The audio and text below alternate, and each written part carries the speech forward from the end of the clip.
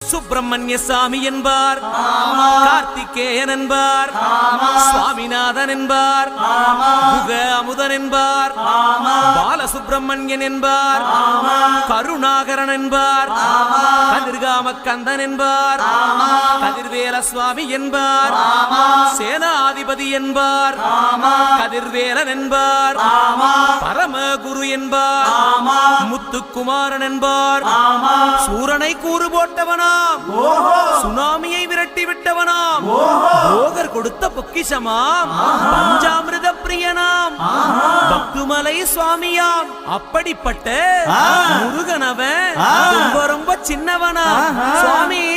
சின்ன சின்ன